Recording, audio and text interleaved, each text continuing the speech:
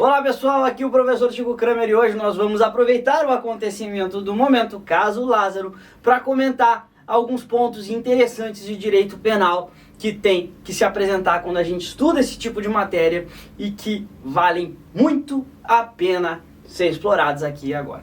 Vejam só, quando a gente trata do caso Lázaro, nós temos que pensar que os policiais que estão envolvidos nessa ocorrência, que estão participando dessa operação que buscou prender o Lázaro, né, estavam, quando entraram em conflito com ele, e essa é a versão que foi dada pelo secretário de Segurança do Estado de Goiás, né, entraram em conflito com o Lázaro estava armado, estava de arma em punho, né, efetuaram disparos contra Lázaro. E em que situação ou a que pretexto se justifica, não é, os disparos que foram efetuados contra Lázaro? E não tem outra solução, pessoal. A gente tem que tratar de legítima defesa, não é? Entende-se em legítima defesa quem, usando moderadamente dos meios necessários, repele injusta agressão atual ou iminente a direito seu ou de outro. Então, eu tenho direito, e por assim dizer, eu tenho liberdade de repelir a injusta agressão. A minha liberdade de repelir a injusta agressão é plena, tá? O que deve ser moderada é o uso do meio que eu empreguei, não é? Eu vou usar o meio somente o suficiente para que a injusta agressão seja repelida. E essa, por óbvio, é a grande dificuldade de quem vai analisar o caso, não é? Essa injusta agressão foi repelida de forma moderada ou de forma excessiva? Essa injusta agressão era repelida a título de legítima defesa própria ou de legítima defesa de terceiro? Também é outro questionamento que pode acontecer, né? Esta injusta agressão aconteceu de forma intensiva, quer dizer, o meio empregado e a forma como ele foi empregado eram desproporcionais, ou de forma extensiva, não é? Após já não existir mais agressão, se seguiu executando atos para que fosse repelida.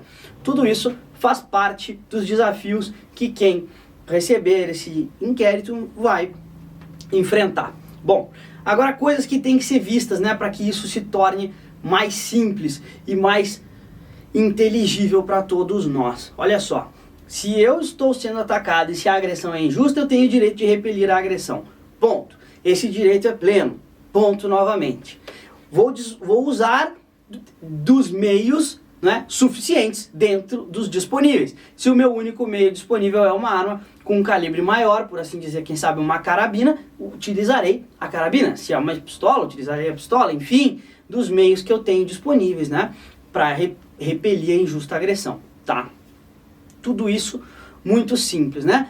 Quando a agressão deixa de existir, até que cesse a agressão, quando a agressão deixa de existir, eu não tenho mais o que repelir, então eu tenho que parar também. Se eu não paro, talvez eu responda por excesso na legítima defesa. E esse excesso pode ser intensivo e pode ser extensivo, tá? A depender de ser um excesso que durou demais no tempo, foi extensivo, ou de ser um excesso porque havia uma desproporção muito grande entre os meios escolhidos, tá? Eu vou escolher dos meios que eu tenho à disposição. Se houver aí uma escolha por um meio excessivamente violento, eu posso ter um excesso pela intensidade. Beleza. Só que não é só isso que conta, né? Não é só isso que conta, porque a gente está falando de direito penal, cara. E agora eu vou até aproveitar e usar o quadro. A gente está falando de direito penal.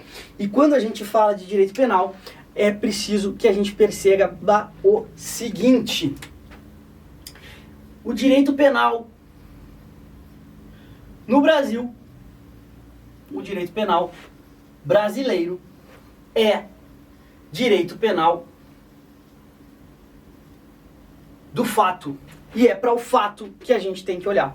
E quando eu olho para o fato, o que eu vou perceber rapidamente? Que eu tenho, de um lado, Lázaro, que aqui é visto como uma pessoa em conflito com a lei, e de outro lado, eu tenho os policiais. E aí eu tenho diversos policiais. Não é verdade? Sim, qualquer um que viu os vídeos viu que nós temos lá presentes diversos policiais. Bom, pela quantidade de disparos que todos vocês viram também no vídeo do Lázaro, Lázaro com certeza foi alvejado por diversas armas de fogo. Diversas armas, com diversos calibres. Com diversos calibres. Agora, se eu tenho várias armas de fogo, se eu tenho vários calibres, se eu tenho vários policiais, e se eu tenho somente um alvo, o que acontece com esse alvo? Esse alvo acaba sendo atingido diversas vezes. Não é isso? É isso. O alvo acaba sendo atingido diversas vezes. E aí, para continuar o meu raciocínio, eu preciso, pessoal, buscar uma outra figura jurídica muito importante, que é a seguinte.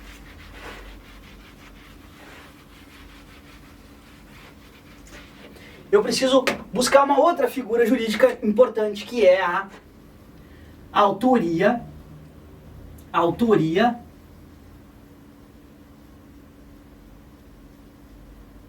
colateral. Autoria colateral. E quando eu tenho autoria colateral, eu tenho que perceber um ponto importantíssimo, que é a importância da perícia. Veja, nós temos diversos autores, nós temos uma autoria colateral e nós temos uma preponderância agora da perícia. Porque se a perícia falar o seguinte: o corpo foi alvejado por muitos disparos, eu não sei dizer qual é o disparo que determinou a morte. Então eu tenho autoria colateral incerta. Autoria colateral incerta. Eu não sei qual dos disparos ocasionou a morte. Bom, se eu não sei qual dos disparos ocasionou a morte, e se eu não sei qual é o calibre responsável, e se eu não sei qual a arma que efetuou esse disparo e quem estava com ela, porque tudo isso precisa ser investigado e eu preciso ter respostas positivas para todos esses eventos, o que, dependendo da dinâmica da operação, acaba sendo muito difícil, porque eu posso ter de repente 3 ou 4 policiais com armas semelhantes, não é? E com o mesmo calibre. Bom, se eu não consigo dizer qual é o calibre, qual é a arma e quem é o homem por trás do fato, não é? Quem é o homem por trás do fato, então eu não tenho mais como precisar quem atirou em Lázaro vivo e quem atirou no corpo morto. Porque quem atirou no corpo morto cometeu crime impossível, porque estava morto, não havia como morrer de novo. E quem atirou contra o homem vivo é desconhecido. Se eu chegar ao ponto de afirmar que não se conhece a autoria do crime, porque é autoria colateral incerta, qualquer um daqueles disparos pode ser o responsável pela morte de Lázaro, ou vários deles, e eu não sei quem os executou. Bom, então todos responderiam por crime impossível. É um dos desfechos que podem ser apresentados para mim no final dessa investigação. Existem outros? Sim, existem outros. Alguém pode responder, não é, pelo disparo que efetivamente matou Lázaro. E alguém pode responder por um segundo disparo que atingiu Lázaro enquanto ele estava vivo. Então, um responderia por homicídio consumado e outro por tentativa de homicídio. E por aí vamos desdobrando, não é, essas teorias. Tá? Fiquem atentos, aproveitem esses casos reais para aprenderem mais e mais direito penal. É realmente apaixonante, instigante, mas não é nada fácil. Um abraço!